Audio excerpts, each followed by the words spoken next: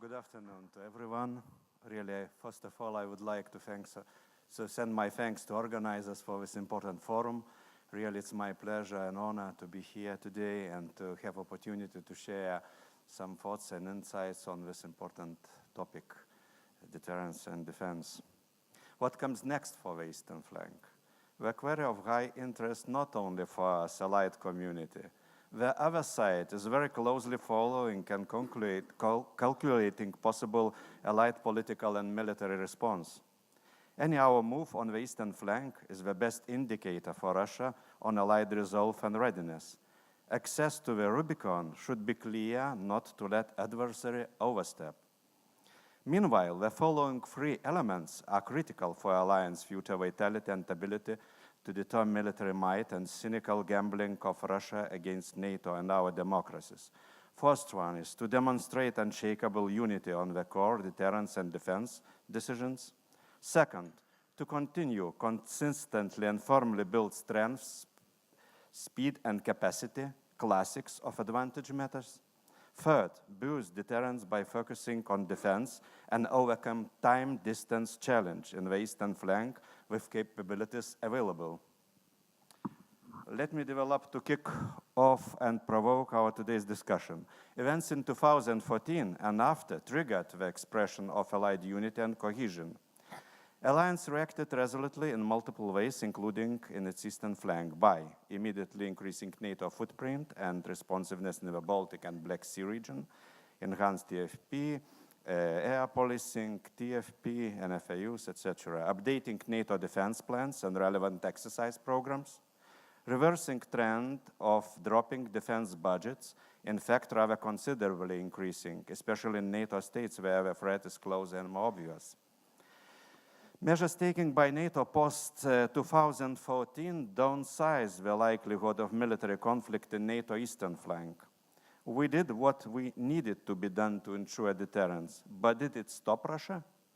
Can we observe some signs of Russian step back? Our assessment is that contrary to Russian public outcry, posture and military development plans were not influenced in any noticeable way by NATO response measures. Russia simply continues to implement what was planned many years in advance. In 10 years, huge Russian achievements. Sorry for cynicism, but well done in all three Russian strategic objectives, as, for example, Western security fundamentally diminished. If we buy double games in Syria, now Libya, and beyond, Russia is becoming a significant player worth to be talked as great power. And most important, increased sphere of influence in Russian terms in the new abroad and even beyond within NATO.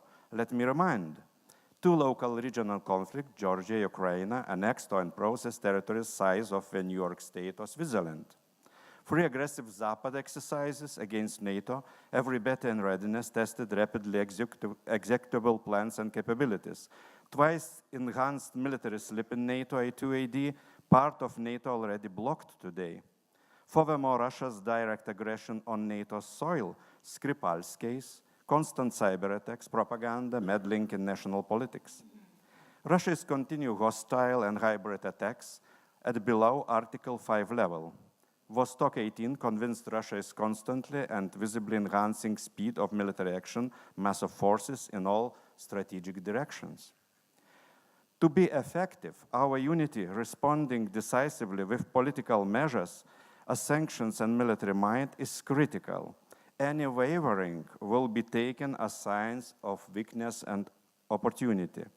But did we do enough to ensure military deterrence? Can we effectively deter to avoid fighting full-scale wars? Alliance need to have demonstrated will and relevant capabilities to react, including in very unfavorable conditions that could look like an opportunity for Russia. That implies NATO has to be ready for the most demanding scenarios, including no-notice or short-notice attack. NATO needs muscles, visible, real exercise, and fully prepared for worst-case scenarios. NATO is stronger, no doubt, but time-distance gap favors Russian forces.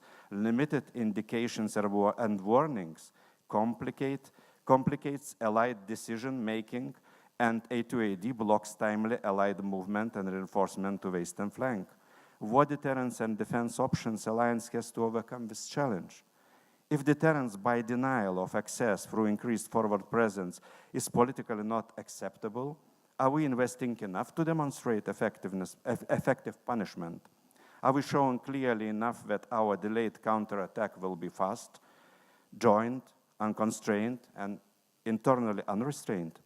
Are we sure Russia believes NATO can and will deploy VGTF in time, for example, to the Baltics? Does it know allies can pierce through its A2AD clusters if these are activated over NATO territories? Did we prove our reinforcement strategy is working by conducting SNAP exercises? There is a need for continued Allied commitment to deter by demonstrating resolve to defend eastern flank with forces available. Let me touch upon some of the measures focused on the main gaps that could come next for the eastern flank sometime in future. For example, Allied air-centric reinforcement and interoperability exercises to most vulnerable regions at a speed of relevance, including the employment of air components of NATO and NRF, or increased continuous presence of Allied naval groupings in the Baltics and Black Sea for interoperability and exercising, or combined live training of sizable packages of units at a relevant readiness to address the eastern flank, maybe with nuclear deterrence being part of it. There are just several examples. We will probably hear many more in following hour. Any solutions tailored for flanks or regions are also for the sake and benefit of the alliance collectively and lead to better prepared NATO and more credible defense and more efficient defense. With those initial maybe provoking thoughts, I am concluding my opening remarks. Thank you for your attention.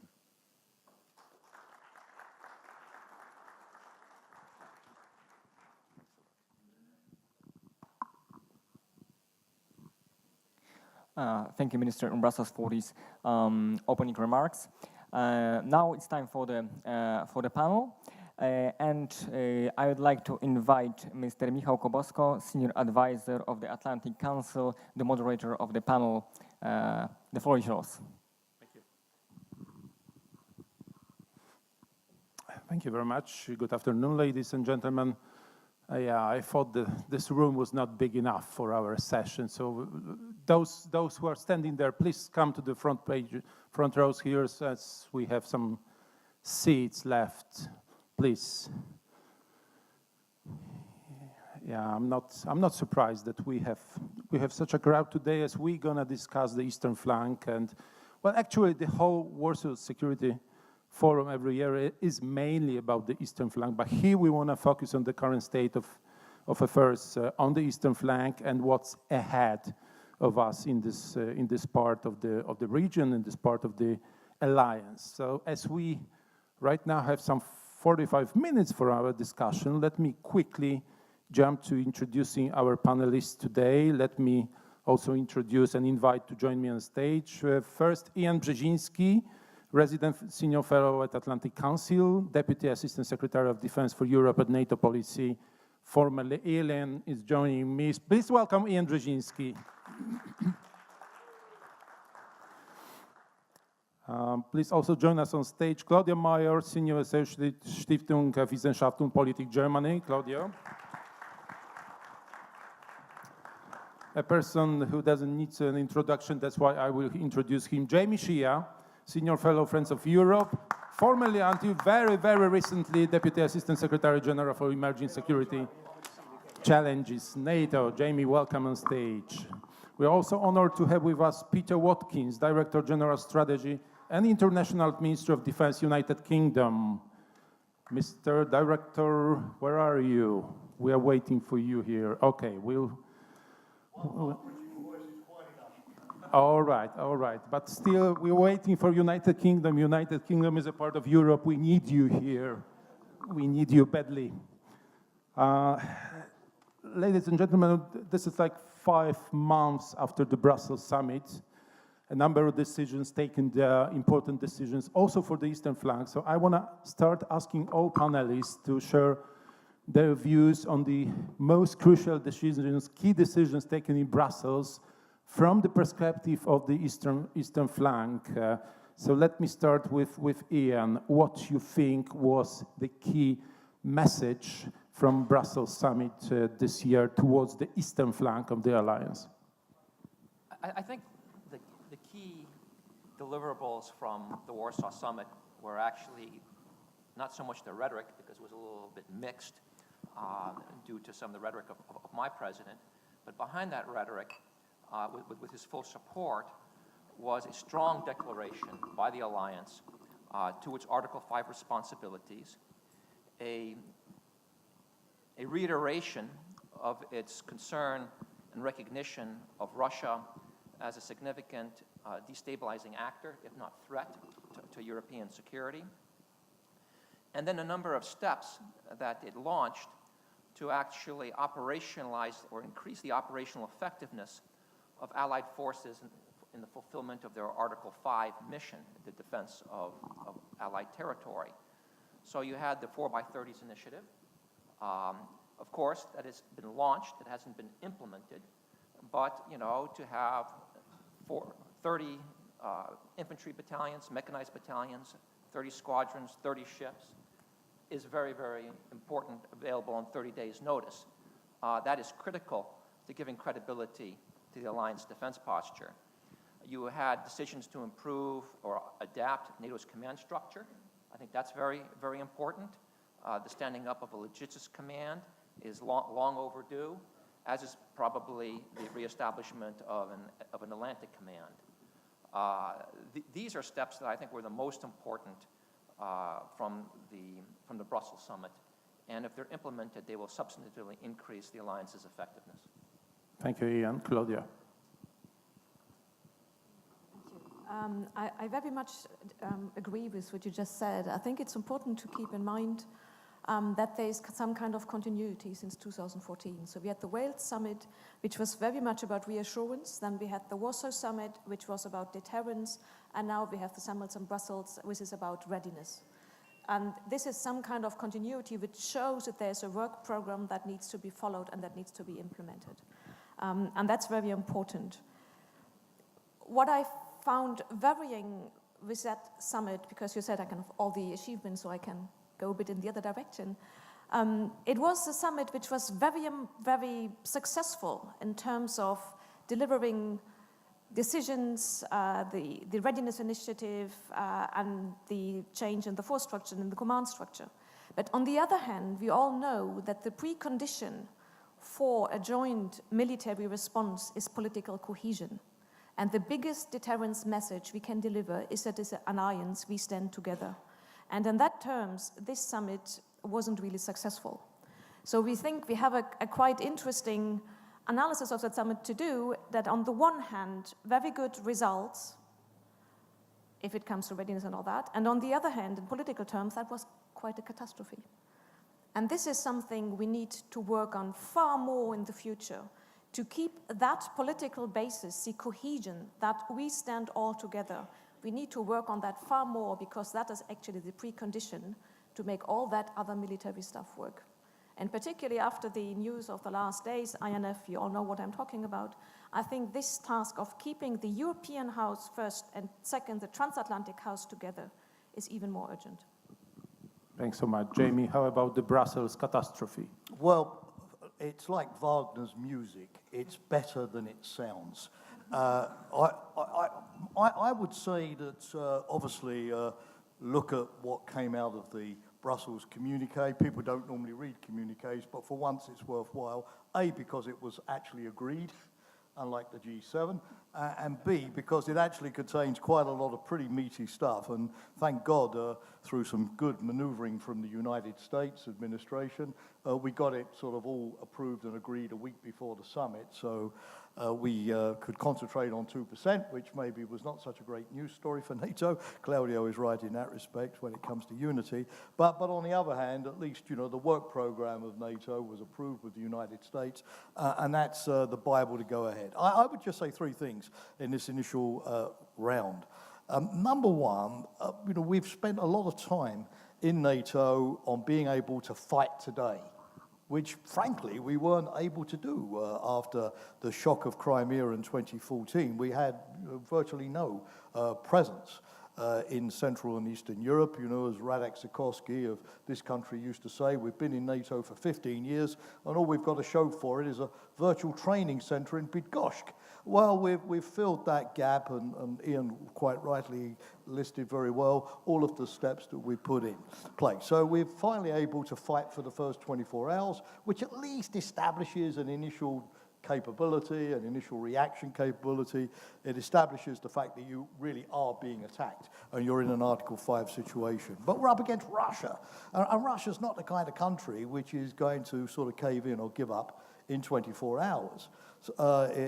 Defeating even Milosevic in Kosovo, as I remember very well, the spokesman at the time, you know, surprisingly took 78 days, even in a limited air campaign at the time. So it's clear that the secret of success and ultimately of deterrence is going to be able to fight tomorrow. Deterrence means in-depth capability. And I think the summit, to my mind, was the moment when the cursor sort of switched from fight today to what do we need to do to be able to fight tomorrow. And some of the issues have been already put on the table. We need reinforcements. It's great that we've got, you know, several thousand US forces in Europe with, 87 tanks and so on. It's going up, and the budget, even under the Trump administration, for the US-European Defence Initiative has been rising healthily. But, you know, this is not what the United States had in Europe during the Cold War, and could, even in a crisis, Ian may want to comment, could we expect the United States to be able to put back in Europe in a quick scenario the sort of forces for defence in depth that we saw during the Cold War? Where are they going to come from? How do we exercise them? The Vice Minister referred to this, train them. So clearly, this is going to have to be a much greater European effort. And one of the questions that I have to the European Union, notwithstanding all of the very good things they're doing with PESCO, European Defence Fund, and all of these things, European Intervention Initiative, but to what extent is this European effort, together with NATO, really going to focus on the real thing, which is increasing the European participation in a reinforcement, full-scale collective defence role? This is going to have to be something that's going to be much more on the European shoulders than it was during the Cold War. And there's a lot of associated stuff that goes with it. It's time to move from air policing to air defence. All of our countries have problems with readiness. I even read in the newspapers this morning that even the UK needs 10,000 sailors, was not able to put 4 of its frigates to sea this year because of lack of spare parts. So it's a general problem of how we get our forces back up to the state of readiness. So we need to focus the European defence efforts much more on this. Fight tomorrow. The second issue, which I thought the summit took up, which maybe here in Poland is maybe not what you want to hear, but it's not just about the eastern flank. That's where we're in closest proximity to Russia. That's where, of course, we need to have deterrence first and foremost, and all of the political signaling and the crisis response, the transparency of exercises that allows us to manage a crisis. But again, a big power like Russia can switch flanks quickly. We've seen this with Russian activity in the Arctic, and therefore it's very good that Trident Juncture takes place tomorrow, kicks off in Norway, in Iceland, with Sweden and Finland being involved, because, you know, we could have the Russians switching quickly. They showed in Zapad that they're able to do that. We've got the Russians in the Black Sea. They could switch there. We've got the Russians in the Eastern Mediterranean. And I think the Vice Minister, rightly, in my view, mentioned Egypt and Libya. So we've got to get out of this kind of regionalized stovepipe, a plan for this region, a plan for that region, reinforcement lines only going in one direction, like pipelines. And I think the summit was the moment when we realized that, you know, 360 degrees is not just rhetoric. We really have to be able to switch and operate. We need to join up the regions, join up the plans. We have to switch from one theater to the next as quickly as Russia could do. Finally, and I've realized that I'm being lengthy, but I'm taking advantage of my compatriot, Peter Watkins, not being here, at least not yet. what we need to look at is the hybrid scenarios. But for us so far, hybrid has been fake news, election interference. This is important stuff, but it's not the end of our civilization as we know it. What are the hybrid scenarios that Russia could exploit in the Baltic states, in Poland, somewhere else, which would be the precursors and the facilitators of a kinetic operation? You know, not just the stuff that we don't like a cyber attack, but, you know, it's not a harbinger of war, we get over it. What would be, for example, like a massive cyber attack, something which would let us know that we're getting into a war situation? And how does NATO quickly move to deal with that? You know, what's our toolbox for dealing with a cyber attack? You know, US announced yesterday it started to use offensive cyber weapons. Is these the things that, you know, NATO might have to consider in that kind of sub-Article 5, but getting close to it, phase 0, so that we could snuff out that activity? How do we build through exercises consensus on what we need to do below Article 5 and not just above Article 5? So that's it. Fight tomorrow. B360, and look at the transition from hybrid to kinetic and manage that transition better. Thank you, sir, for that. For this initial remarks. Also, thank you, Mr. Minister, for your opening remarks. I think it was a great picture offering us the questions and the answers that are really being searched for. Lots of developments recently on the eastern flank. We just had Poland announcing the plan to strengthen the Suwałki garrison, tripling the number of servicemen there. And there is a huge, the whole huge story of Fort Trump, if you like. And we have to touch this to discuss that. Fort Trump versus Fort Putin in many places in the region. Including Crimea. So Poland is effectively coming up with a diplomatic offensive, and we are all talking about transforming the rotational presence, or as Secretary Rasmussen said this morning, permanent rotational presence, into the truly permanent presence. General Hodges said, not a permanent presence, but a permanent commitment. So we have like a war of words, if you like, but I want you trying to explain what we really mean, where we are talking from different perspectives about the whole issue of the permanent presence of the U.S. forces and NATO forces in the region. Ian, you may start. Thanks, Michael. Let me just a quick point on how catastrophic the NATO summit was in terms of the rhetoric. I agree with you, Claudia, that my president's rhetoric wasn't that great, but people shouldn't be over-fixated on tweets and a sentence here and there. I recognize rhetoric matters, but rhetoric also is complemented by action. And you know, this is a president who has doubled or tripled U.S. spending on the European Defense Initiative. He's increasing U.S. force presence in Europe. I would argue there are far more U.S. battalions and aviation units in Central Europe than there are Western European aviation and combat units. He's been pushing NATO aggressively for more substantive, robust rules of engagement with Russia. And by the way, this is the only president since the World War II who has authorized the use of military force against Russian elements. And that, of course, happened in Syria. In a premeditated way, and there are 250, 300 dead Russians as a result. And makes me a little bit more confident that if he's willing to risk war with Russia in Syria, I'm pretty confident he's going to be willing to take on war in Tallinn. So I understand the point, but I think you have to look beyond the tweets and look at some of the actions. On basing, and I'll be quick, I think having a permanent U.S. presence in Poland is long overdue. It's given a bit of urgency because of the actions and aggressiveness of Russia. But I think it also is needed and is beneficial because of the potentials of Polish-U.S. military cooperation. A base in this country, a U.S. base in this country is consistent with U.S. interests, Polish interests, U.S.-Polish shared values, our common history, and our operational requirements. We can do a lot together beyond just in Europe.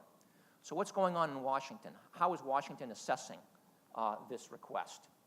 My views aren't that important. but it is important to think about how stakeholders in Washington are viewing this offer. First, they're going to be asking, how does this offer reinforce U.S. and NATO's deterrent posture? Will this presence better enable Washington and the allies to not only defend, but also deter Russian aggression? Will it strengthen the alliance's readiness? How will it fit in the alliance's plans for reinforcement? A second factor is, how is it going to reinforce NATO cohesion? How can an enhanced U.S. presence in this region strengthen NATO unity? How do you mitigate intentional and unintentional efforts to make this a divisive issue? For example, I think we'd be very sensitive to German concerns. We don't want this to be an anti-German initiative. And I fear that there are elements both in Warsaw and in Washington who would like to spike the Germans.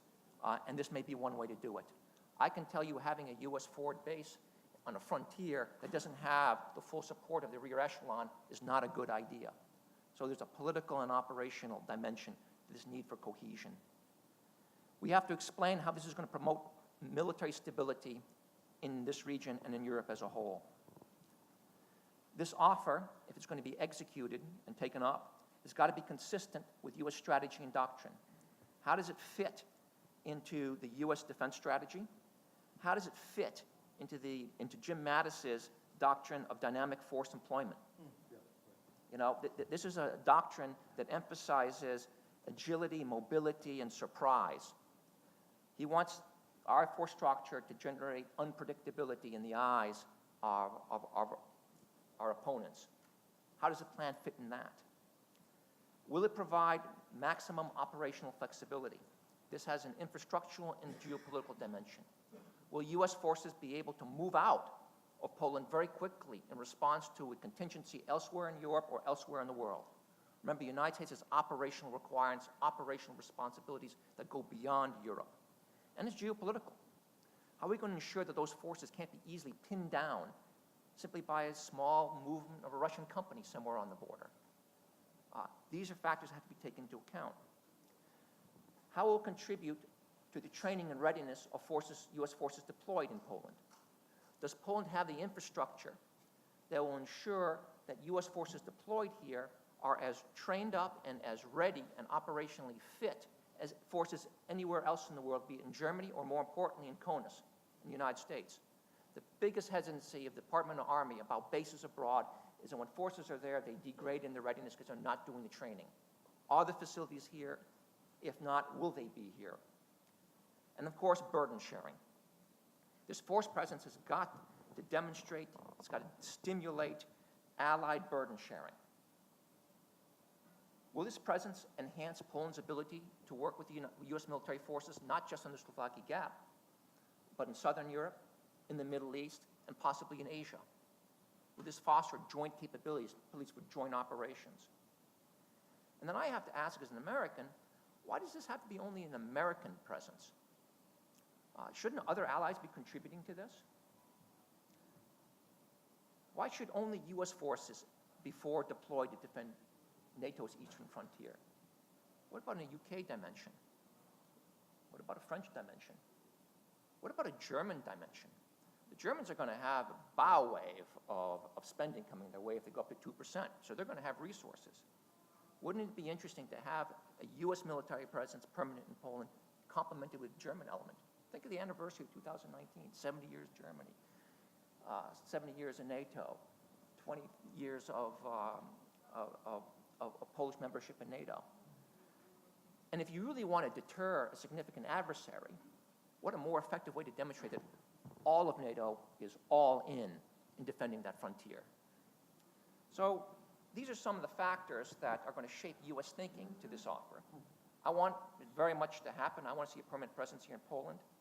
The need and the opportunity has actually increased, but more has to be done to make the case for this so that we can lock it in.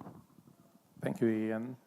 Claudia, when you hear some experts saying that Poland is already emerging as the new Germany for U.S. forward basing and positioning, how do you feel about this? I'm going to answer that. I just wanted to make a quick point on what you said about not listen to every tweet. I totally agree on that one. But in the same time, I think what is worrying for Europeans is that we have increasingly a gap between the words on the one hand, which are very difficult to digest, and although everybody underlines that please listen to Mattis and listen to the administration, nobody has yet told me to ignore the president. So I think this is something we should keep in mind. After all, that's the president.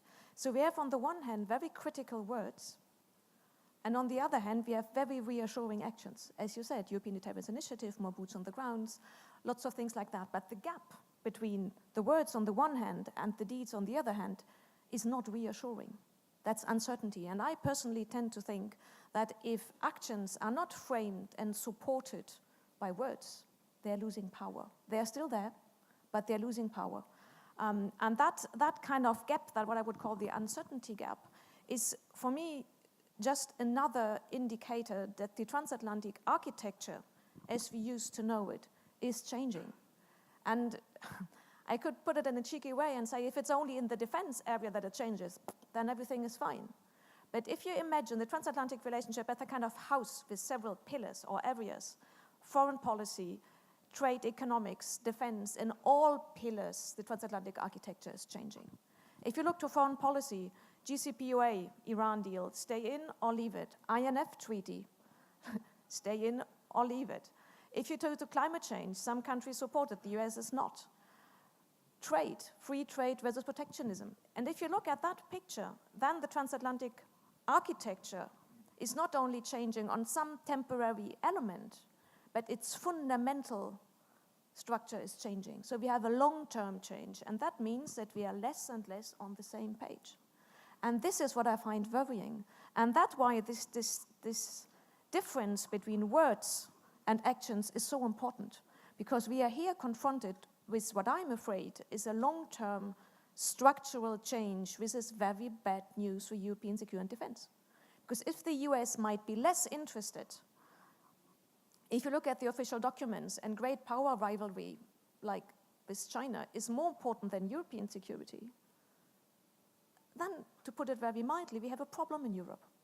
So this transatlantic cohesion, which I'm insisting upon, is a very important point in political terms, but particularly in military terms. And we shouldn't shy away from asking this question. To what extent Europe matters in a long-term perspective? To what extent are we still on the same page? And if we are not, even if we don't like it, what are we going to do? I don't call for a kind of cutting off Europeans from Americans. No, I'm too German for that. I'm a very strong transatlanticist. The question is, in the end, it's not to us Europeans to decide where the Americans take their security interest. So being more responsible for our own security and defense in Europe is not something we might to choose, but which might be imposed upon us. And this is what I find extremely worrying, and we need to talk about it more, and we need to think about it far more. There are very different positions in Europe, between the Germans, the Poles, the French, literally everybody. But again, it's not a nice topic, it's not something I call for, but something which is literally lying there and waiting to be debated. That's why I find this political dimension so important, because it's eventually the precondition for who is shaping global order in the future. With whom are we going to shape global order? With whom are we going to defend our systems? That's a very important thing we need to talk about. But your question was, is Poland the new Germany? Just irritating me a little bit, I have to admit. The moderator has to be irritated. A bit. I think you were mainly making the point whether all those American soldiers now stationed in Germany should move over to Poland. Is it a way to translating your question? I think if it comes back to the question you ask, I mean, you perfectly laid out what we need to think about stationing American troops in Poland. I think it's a right question to ask whether deterrence is working, whether it needs to be improved, but I personally tend to think that stationing on a bilateral basis troops in Poland is the wrong answer. because I fear it will be deeply divisive in terms of alliance cohesion. And that brings me back to the previous point. We are strong as long as we stay together. So we cannot afford to be divided, not within Europe and not between the US and Europe. And there are many reasons you mentioned already. Price, such a base would cost far more than the 2 billion that have been put on the table. In military dimensions, it's very questions whether it would be useful, also in terms of training. Now, when American troops move over to Europe, it's a kind of very light version of retraining reforges from the Cold War. So that's a very useful element. And particularly, the question is if you would have bilateral stationing, and there would be whatever Russian reaction, the consequences would fall upon NATO and all allies together. So the alliance as such would be the consequences of a bilateral decision, which which will not find much support in NATO. Hence, the major question I would ask, is there military use to that? You answered that question more or less in a very elegant way. And particularly, my question would be, does it add to the internal cohesion, or will it not be more divisive? Other states, I remember being at the Riga conference where an Estonian colleague said, if the Poles get Fort Trump, we would like to have Fort McCain. So there will be other questions for reinforcement in the region. But particularly, I fear the reaction of other allies deeply dividing NATO as such. And I think if you put that into a balance, I'm not convinced. Thank you, Claudia. Jamie, same question. Oh, we all have to answer the same exam question, right? Ian did it so brilliantly. But you can and offer a different answer. Such a pre-prepared way. He had it all. I couldn't get an A+ like he did for answering that question. No, no, very briefly, I agree with Ian. Are you sharing the concerns that Claudia represents? No, look, first of all, in the United States, anybody who knows NATO, and I was there for nearly 40 years, so I claim to know it, will know that right from the very beginning, the band outside the State Department on the 4th of April 1949, 70 years ago, played 2 songs by George Gershwin.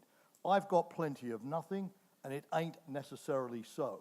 And you know right away that the United States saw the NATO alliance as something that would be for 10 years, would be temporary, would be a cover for the Europeans to build up their own resilience and their own strength, and that gradually the Europeans would replace the United States. And that issue has been there right from the beginning of NATO. It's somewhat miraculous in historical terms that a great power like the United States should keep it going for 70 years in all kinds of changed circumstances and agree to bankroll European defence in the way it has done. And the Europeans, instead of lamenting that maybe now times they are a-changing, to quote Bob Dylan, should be grateful that we managed to get 70 long years and so many crises with the United States there. But it would be totally complacent of the Europeans in a changing world to assume that this is going to last forever and ever and ever. Number one, let's not panic. President Trump says different things. And one day he may criticize NATO, the next thing he says that he loves NATO and he appreciates it and thinks it's very, very good. Ian was right in pointing that let's look at the actions and not just the words, where there's much more continuity than change. Trump has not done some big deal with Putin over the heads of the Europeans so far. If anything, the US-Russia relationship is deteriorating in a way that maybe the Europeans do not want to see. Look at the INF Treaty, rather than fearing some kind of US-Russian condominium. Also, whenever the president in the United States says something that suggests that maybe he's going to back away from NATO, what we see in the US Congress, and this was, of course, with John McCain when he was alive, but many others, is immediately congressional resolutions with overwhelming majorities to say, we are not going to let you, Mr. President, back out of the NATO treaty because Congress ratified that treaty, and only Congress can undo it. In fact, when we had, and Ian and Claudia noticed, a recent Pew poll on looking at a number of countries in the alliance and asking the populations, are you ready to go to the defense of a NATO ally if attacked? The US had one of the highest figures, well above 60%. Germany, interestingly, one of the lowest figures. In fact, my own country, the UK, didn't do particularly well on this score either. So if I'm a European, I'd say, look, no panic. You know, the fundamentals are not about to shift tomorrow. The United States is there. But, you know, this is now the time for the Europeans to get serious, and I agree entirely with Claudia about this, about European defense and having a quiet, not a panicky, you know, we can't rely upon the Americans anymore kind of rhetoric, or we need a European Article 5. That's silly. Because it's unrealistic. The words strategic autonomy don't play very well in this country. They don't play very well in the United States either. And NATO calculations show that even if every European country, including Germany, spends 2% on defense, even in 2040, we would still be reliant upon the United States for 40% of all of our strategic capabilities, even with 2%. So we're looking at a gradual transition, but it's time for the Europeans to have a quiet dialogue, as I said in my introductory remarks, about how we start looking at playing a greater role in collective defense.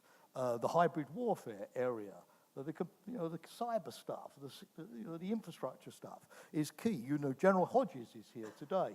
I missed his panel this morning, but he's been rightly, ringing the bell that the EU can do a lot for the military mobility, for the transportation, the networks, those kind of things as well. Why can't battle groups, EU battle groups, take on a role in replacing some of the multinational NATO battalions, for instance? You know, we could get into this conversation. How many PESCO projects, 17 at the moment, really assist a NATO collective defense effort? And how can we use the money that the EU is now spending to also benefit NATO's capability gaps? That, to my mind, is the conversation that we really need to have. Now, on the military base, I think Ian said it all. My sense is, and Claudia too, we in NATO set out with a collective approach to this. We were together going to discuss this. We were going to together decide on the strategy. We would contribute all to the strategy together, and we wouldn't start going off with bilateral, regional, sort of reinsurance sort of arrangements behind the scenes, because those reassurance arrangements also suggest a kind of lack of confidence in NATO. Hey, I don't believe in what NATO is doing, and therefore I need to sort of, take out a bit of insurance by going directly to Washington. And if Poland starts doing it, you could see quite a lot of other countries also would start doing it. Now, I'm not against the idea, but we should discuss it first and foremost in the alliance. Ian is right that this needs to be if we need more persistent or permanent presence, and I've mentioned the fact that I think that we're too light at the moment, we need more strength in depth, it's got to be a multilateral, maybe even a rotational effort. Finally, the 360 approach, which I mentioned, and this is not the end of crisis management. I mean, as we've gone back to collective defense, we've suddenly sort of stopped talking about Afghanistan or Libya or the Middle East as if never again will we ever need to go out of area, that sort of parenthesis of NATO, which started with the Balkans in 1994-95, is going to finish with Afghanistan, and that's it. We're back on our own territory. I really don't believe that. I think interventions will take place, and we need therefore a posture which is flexible enough both to quickly reinforce NATO and to go out of area. So my view is that we should look at it not just as troops, but as a combination of infrastructure, of bases, of pre-positioning of equipment, of nodes, a complete sort of total defense flexibility concept. Thank you. Thank you. So rather Fort NATO than Fort Trump, as I'm hearing. Absolutely. Absolutely. Or maybe Fort NATO Trump or Fort NATO Trump. No, I don't know. How does it sound? Well, we're in the age of hybrid. Everything's hybrid these days. Okay. Well, no, but I like the sound of Fort NATO. 4-letter words are always the most powerful. Thanks for this, Shane. Yeah, briefly. Another principle to add is you want to make sure that you're using language that is not divisive. And the concern I have about Fort Trump is that it risks making this base, this idea, this option for an presence, a piñata for those in the United States who want to bash Trump, and those in Europe who want to bash Trump. So Fort NATO is definitely the way to go. Fort Trump, it's interesting because I understand the rationale. You're playing to a particular leader's ego, but he's like a stick of dynamite. He's what you need to break down some of the barriers that have been hesitating, preventing, impeding this long overdue move.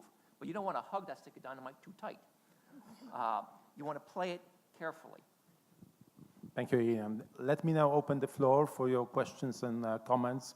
We have like 15 minutes left. We have Mike, yes. Okay, let me start with my colleague from GMF. Michał Baranowski, director of GMF. Maybe I'll sit down because I cover.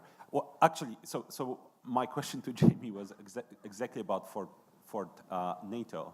So this is kind of preempted, but in a way that if you were to design strategy that would work within NATO for conversation and consultations and the way the presence would look, because by the way, this is a little bit of the, we've heard yesterday from elements of Polish government that this is going a little bit in this direction, even though there is also a talk about just not talking with the other allies at all. So I think we have a bit of a debate going on now in Warsaw to what extent we include the other allies. But if you were to think through how should it look like, that in the end we get to something like for NATO again, that again also doesn't have to be a single piece of base, right? I mean, there is flexibility in this concept. And if I could just steal one more question for Claudia, I mean, you described sort of end of a rope on transatlantic relations from a German perspective. If you take out all the pillars, I mean, I know that this is not your view, but you're describing a path of thinking that is happening among some in Berlin. And my question here is, so then what is the alternative, right? I mean, we are not sure if Trump is 1 or 2-term president. It cannot be excluded that we have 6 more years of Twitter and so on. So what happens then, really? Thanks. Thank you. You want to start? Let's go fast because obviously we get more questions in that way. We have just 100 questions remaining. Right, okay, well, here goes the 100 sort of sound a minute, no, 100-second, more like it, answer. My sense is that we've got an overcharged agenda in the alliance at the moment, and the resources are limited. So let's agree among ourselves what are the key issues that we need to focus on, stay disciplined and focus on those key issues. To my mind, they are converting air policing into air defense. We dramatically need to improve our air defense posture in Europe at the moment. That's crystal clear. Number 2, the mobility thing, Trident Juncture. What is it going to tell us about the ability of the Germans to get up to Norway? We Brits have sent a number of soldiers over by ferry to Zeebrugge, I rode through Denmark. What's the lessons there in terms of those problems with critical infrastructure? How do we prevent Russia disrupting our entire reinforcement posture by hitting choke points like ports? We're only using very few ports at the moment for reinforcement into Europe. Vital transport modes, rail links and so on. How do we have a dialogue with the private sector that now own this infrastructure to harden their network so that we are not vulnerable, not through the military, but through the private sector support for the military? How do we in NATO, an organization that's been very used for many years to take a long, long time to deliberate on Afghanistan, you know, what's going to be our strategy? We took about 6 years in NATO after we launched ISAF to decide on that. How do we now get into the quick reaction, quick decision mode? What kind of intelligence do we need to be able to take rapid decisions and speed things up? How much power do we delegate to the military, to SACEUR, to run his area of responsibility? What about the nuclear component, you know, particularly if we're not going to have the INF Treaty anymore? Yeah, I could go on, but, you know, let's focus on the real important NATO-wide questions that are going to make all the difference to security or insecurity. And as long as we can keep, you know, to my mind, more secondary issues off the agenda, we're more likely to make progress. Thank you, Jamie. Claudia. Yeah, before I go into Michal's question, a very last comment on this for NATO. I think we should be very, very cautious and very careful to make a difference between short-term gains and long-term losses. So we might gain something, win something in the short term, but if the long-term consequences is less allied cohesion and unity, we didn't win much. So my big warning is well, put differently, I'm very much afraid of scenarios of bilateralization or fragmentation in European security and defense, something we cannot and we should not want to afford, actually. Is there an alternative to transatlantic relationship? I think one of the big misperceptions I observe in Europe is that we tend to think in Europe we have a choice, that we can somehow choose whether the Americans stay with us or not. And the thing that I fear is that we do not have that choice, but that an American decision might just leave us alone at home quicker than we want. What does it mean in terms of policies for the Europeans? That's obviously a double-track approach where we should try to keep as close and positive and fruitful relationship with the US as we can. This should be our most important objective. But on the other hand, we also need to prepare if this is not going to work and if it's not going to deliver. And we should be honest and recognize that this transatlantic misunderstanding or estrangement started before Trump and is very likely to carry on after Trump, maybe in a more elegant way. But in terms of content, it will still be there. So I tend to think that it's a sign of responsibility to think about how Europeans can actually act if the Americans might be a bit less around. Just closing the eyes and pretending this is not going to happen because I don't like it is not going to help us very much. How loud do the Europeans need to shout about strategic autonomy? I think they should be a bit more quiet. I personally tend to think that the term strategic autonomy is utterly unhelpful, divisive, not constructive, whatever you want to call it. I'm not a big fan, you gathered that. So better think about it, talk about it, but as long as you're not able to do something or to present something in terms of capacity to act, you better don't talk about it loudly. And so it's irresponsible to pretend Europe or the European Union had something like that. So if we then go a bit further and think, what does it mean being able, capable to act on our own? Then it goes beyond defense. It goes into foreign policy, it goes into energy, and goes into literally all areas. If we go back to the area of defense, the question would be, how long would it take the Europeans to be halfway capable? I totally share your very critical and catastrophic analysis. So for the things like the conventional stuff, it would probably, in the best case, take 10, 15, 20 years with constant financing, which we all know is not going to happen, and a long-term perspective and on a higher level. Very unlikely. For major weapon systems, it would take even longer. The Franco-German Future Combat Air System decided last year, 2017, is probably, or is likely to take off for the first time, if all things go well, which hardly ever happens in things like that.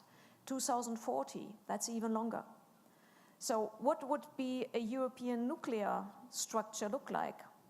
We all know it will be less unstable, less predictable, and less protected than we have it now. And the last point would be political leadership and power. Who would take up the role in keeping the House together, injecting new initiatives, pushing it through, and offering all that leadership that we now have with the US? It's nobody lining up for that. Nobody would be respected in that role. So we would likely end up with a kind of trio: France, Germany, Britain, not very original, but rather likely. It will not enjoy the same power, respect, and leadership power than we had before. So all in all, I'm almost finished. It's very, very unpretty, if I might say. It's not reassuring. But again, I don't call for that. What I tend to think is we need, if we are responsible about European security and defense, we need to think about it. That's my own call. If I'm wrong and if everything is going to be fine again, yes, I'm happy. Please prove me entirely wrong. But if I look at the decisions of the last weeks and months and even years, I'm a little bit worried. Thank you, Claudia. We have time for 2 short questions or comments. I'm sorry I can't see you in the back, but I saw that you're, yeah, it's your turn, yeah. Please introduce yourself and be very brief.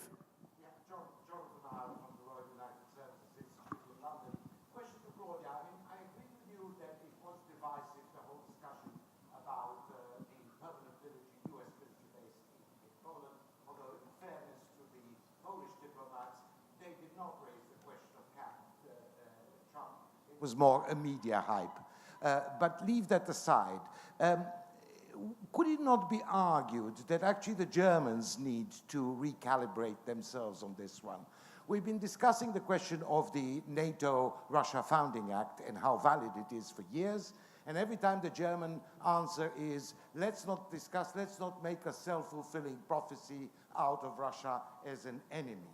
So could it be argued exactly the opposite, that it's precisely a bilateral initiative that has moved the logjam, which is a particularly German logjam, and which is in a way disrupting the rest of the alliance on this particular question? I'm addressing you because you know the German scene, not because you defended that position. Thanks so much. We take one more question from this side. Gentleman now, yeah, standing by the wall. Yeah, that's probably you. Łukasz Kulesa, European Leadership Network. The tongue-in-cheek question is whether a fourth NATO should be armed with cruise missiles. But the real question is how the INF Treaty withdrawal decision would play out in NATO, and what would be the consequences for NATO cohesion or lack of cohesion. Thanks so much. Your final answers. Who'd like to start? Claudia, you wanna, your point, yeah, the previous question. So, Jonathan, if I understood you correctly, so if it would not be helpful to actually get rid of the NATO Russia Founding Act? Is this what you meant? Or at least get a reevaluation of the German position that we mustn't do anything that annoys the Russians because it's a self-fulfilling prophecy of creating an enemy. You know, I personally tend to think that the Germans' decision, I'm just irritated by the WhatsApp beams coming in. All fine. I see your point, and I know all the criticism, obviously. Personally, I tend to think that the decisions that Germany has taken since 2014 in the area of defense, and particularly in NATO, and particularly at the Eastern Front, are pretty clear. I mean, until 2 years ago, it was the second biggest troop contributor after the US. One of those who were stuffing all NFAUs, taking the lead, with many problems, I know that, after VGTF. So I wonder whether I doubt it would be helpful, put it that way. I think the annoyance or the impression that the Fort Trump or Fort NATO, I think the Fort Trump issue, the irritating factor and the divisive dimension is seen is far bigger. That would be my educated guess. So I think, no, it wouldn't work. But happy to carry on in the coffee break. Okay. Thank you, gentlemen. INF. INF, well, all I can say is that when the INF Treaty was agreed in '87, it wasn't just an arms control treaty, it was a kind of completely new European security architecture because it was the symbol of the end of the Cold War. And it removed from over our heads a short-range, intermediate-range nuclear threat that we'd lived through for the 50s, the 60s, and 70s. And so first and foremost, nobody has any interest in that nuclear threat being placed back over European cities and European capitals. So my hope, now that I'm not a NATO official and I can speak my mind, is that what President Trump has done will be rather like NAFTA. That he will sort of announce that he's not happy for legitimate reasons. The Russians have been violating this treaty. And for years and years and years, this goes back to the Obama administration. And Russia has blithely sort of pretended that it's not happening or refused to address the concern. So I understand US frustration. But my hope would be, particularly with the two leaders apparently meeting in Paris in a couple of days' time, is that like NAFTA, the president having made it clear that he wants some changes, the Russians who say that they love the treaty, now that President Trump says he may walk away from it, that for them it's important that the Russians will then do what it takes to keep that treaty going, because a treaty that's being violated by one party isn't a treaty any longer. But, given that this is so fundamental to a situation where the nuclear threat, the nuclear element in European security has gone down, we need to keep that treaty. Now, I also understand, I heard John Bolton the other day say that, yes, but you know, China, it's true, many other countries in the world who are not bound by that treaty have intermediate range nuclear weapons. But the problem is that it's better probably to go to something new by keeping what we have at the moment and adapting it rather than getting rid of it altogether, because it's also a pattern where less and less and less of our security today is governed by agreements, whether it be the Iran deal, whether it be the CFE treaty, whether it be respect for open skies, you know, all of these kind of issues. We don't have anything in the cyber domain. And therefore, we're going to a world where increasingly, you know, we're going to have to see our security through sort of out-arming or outspending our adversaries. And we got away with this during the Cold War with vis-a-vis the old Soviet Union, but I'm not so certain in the 21st century that a policy based on, you know, out-arming and outspending our adversaries in the absence of constraining agreements is going to be the best policy. So I just hope that this is a really, really good piece of political pressure which will get the negotiations back on track, and that it won't be the end of the INF Treaty. Let's hope so. Thank you, Jamie. Claudia, very briefly, and Ian. Very briefly, I agree with what you just said, Jamie. Maybe one more thing. I tend to think that this idea, the getting rid of the INF Treaty, is far more about China than about Europe. And that also should vary us Europeans. That the big strategic questions are not longer in Europe from an American point of view, but elsewhere. The INF Treaty is also the example that the Hamel approach, deterrence and dialogue combined, or dialogue on the basis of a strong deterrence, works. It was one of those treaties which didn't put a limit on weapons, but actually really made them disappear. So that's a major step. And if you think about what is the next date on the timeline, if you think about a rule-based security order in Europe, that's the START Treaty. So we might find ourselves rather quickly in Europe without many of those rules and treaties that helped us create stability, strategic stability and crisis stability. And that's something what I find worrying. We don't know how it's going to happen, whether it's a smart pressure move, or whether, if it's not, we might find ourselves in Europe with a rearmament debate like we already had. Where would we put systems? Western Europe, not convinced there will be a big willingness to do so. Eastern Europe, probably more willingness. But then we come back to the question of how divisive such an issue would be within the alliance. And I can tell you for my country, I don't think that my country is able to manage an armament debate like we had in the 80s. So I'm very much afraid that this turns out into a very divisive issue in NATO, again deepening this divide we have inside the alliance in Europe and between the US and the Europeans. Thank you, Claudia. Ian. You know, I guess on the INF, I would take a couple of factors into account. One, it's been nearly a decade in which we've been tracking Russia's INF violations. And for Europeans to express shock that the United States is considering or will withdraw from this treaty after multiple engagements by the Obama administration and the Trump administration that this treaty is in violation is a little bit shocking to me. We don't want to be in a position where we're basically allowing Russia to pick and choose when and which agreements it wants to live up to. Because if we lock ourselves into a frenzy of let's just preserve the INF Treaty that isn't being lived up to, we're basically giving Putin a green light to violate more treaties. So we've got to react. So I'm not so concerned about the collapse of the INF Treaty. And you know, the fact is that while there might not be great enthusiasm in Europe for ground-launched cruise missiles, there are a lot of West European countries who are putting into their long-range procurement plans long-range strike capabilities, be it air-launched or sea-launched. So maybe it won't be launched from land, but it'll still have the same impact on the Russians.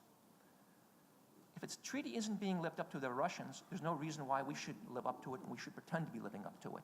We just encourage the wrong behavior from the opponent. The concern I have about the news over the weekend is that while the Trump administration has clearly been articulating their concern about these violations and documenting these violations, it's not clear to me what the strategy is beyond getting out of the INF Treaty. And does the administration have a plan to counter this emergent Russian capability? And remember, they already have a battalion or more deployed of this system. So are we going to be encouraging our allies to buy more long-range strike capabilities? Will we put them at sea? Will we have them on air? That's got to be part of the response. Just getting out of a treaty, I think, is not the right, or is an insufficient answer, although it might be part of the strategy into pushing Russia back into compliance and pushing them back into an arms control regime. Thanks so much, Ian. Ladies and gentlemen, we have to wrap up, even though I think we could do the whole conference, the full day, discussing this in details, because there's a lot of stuff. We started with sovereignty gap, then we moved to uncertainty gap, as Claudia rightly said, and this is actually where we are. Also after the session, I must say, but this discussion is to be continued. Ladies and gentlemen, let me thank Minister Umbreson for being with us. Thank you, Claudia, Ian, Jamie, for such a fantastic conversation. Thank you all. Thank you.